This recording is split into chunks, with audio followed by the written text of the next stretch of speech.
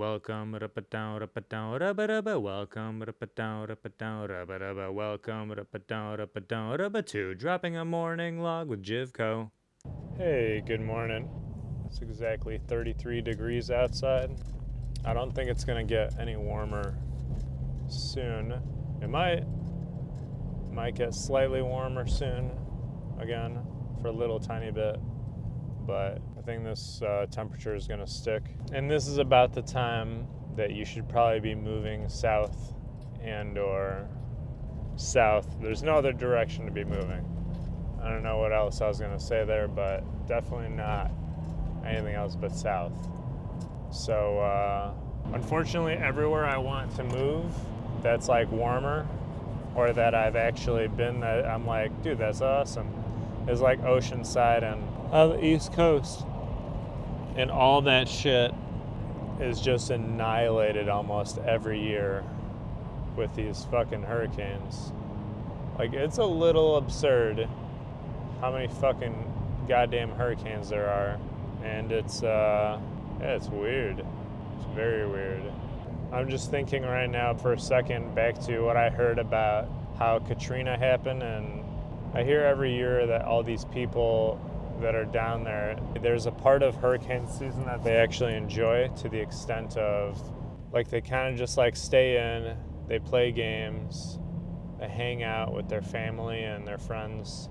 And in the case that I'm thinking about, also they ended up going into like a stadium, I believe, or something like that. And, you know, they're all fine and dandy.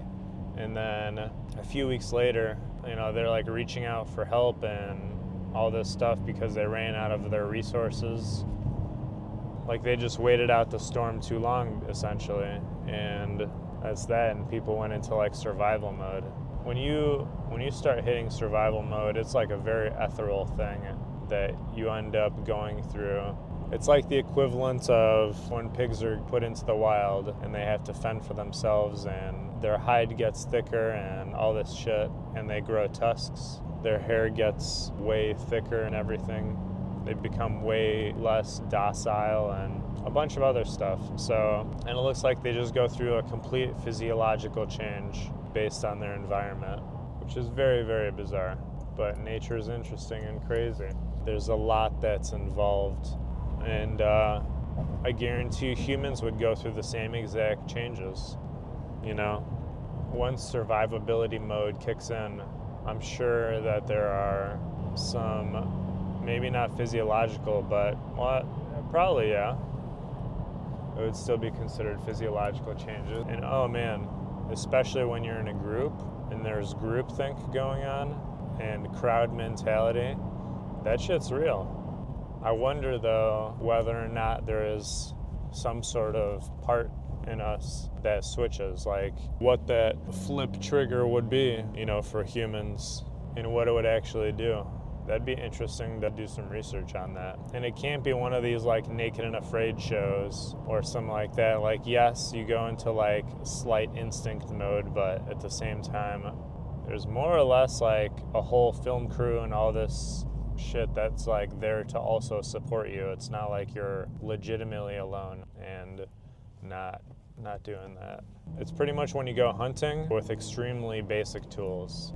You don't have like any of this shit where it's like you know, if you don't act and you act fast and you aren't overbearing upon your environment, that you will die. And that is a mode in which humans have grown entirely out of to an extent.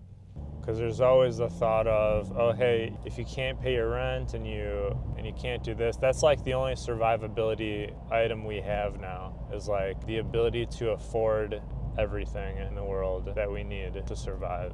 It's very bizarre, and I understand that's the way the world is run upon currency and your ability to afford your survivability in the world. But it's like a completely different thing than what we used to run on, which is the physical capability of being able to literally go out and run after your food, in some cases until, you know, like some tribes run their food till exhaustion, in which you're able to essentially just go and kill it.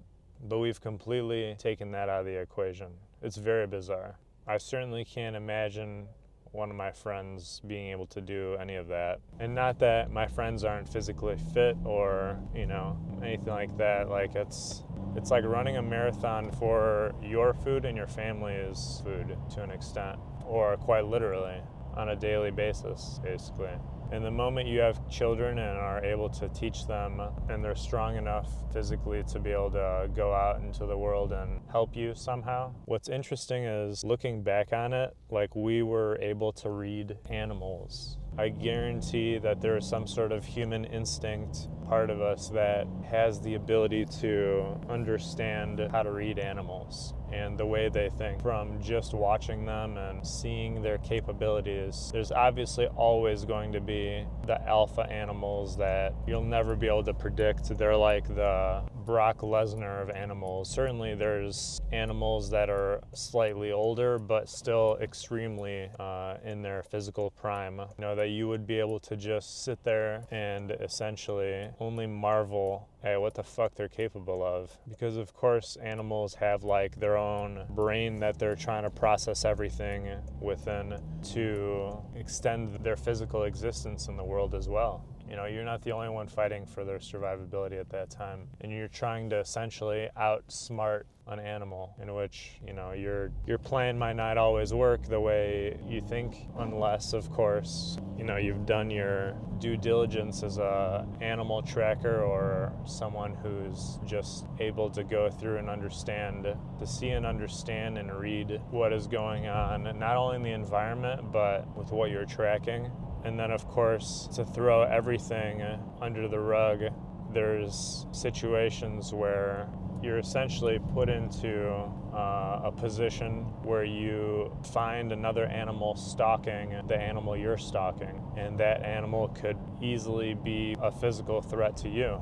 And then at that point, rethink everything on the spot. And then also consider whether or not that animal will be considering to straight up attack you, or, they have their own fight or flight mechanism as well. And just like us, it's not going to be based on, an animal's capabilities or anything like that. It's going to be based on their own nuance of their brain and their experience. It's so crazy how far removed we've become and been for so long now, which is why, to an extent, it would be a good experience for a person to learn how to be in the wild and have that experience of putting themselves back into a natural world where you might or might not be the highest on the food chain. Sure, you're going to have things to protect yourself, of course, if you're planning correctly.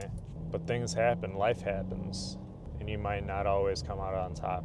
But let's hope you do, and let's hope you're prepared. And on that note, all I would like to say is, no matter what strikes the human race, as long as we're there for each other's support, everything should be all right. And just don't forget to be just as nice as you are now to people as you should be in those threatening survivability situations. And keep one thing in mind: calmness is your friend. As long as you're calm in every situation, you'll always have the upper hand. Later.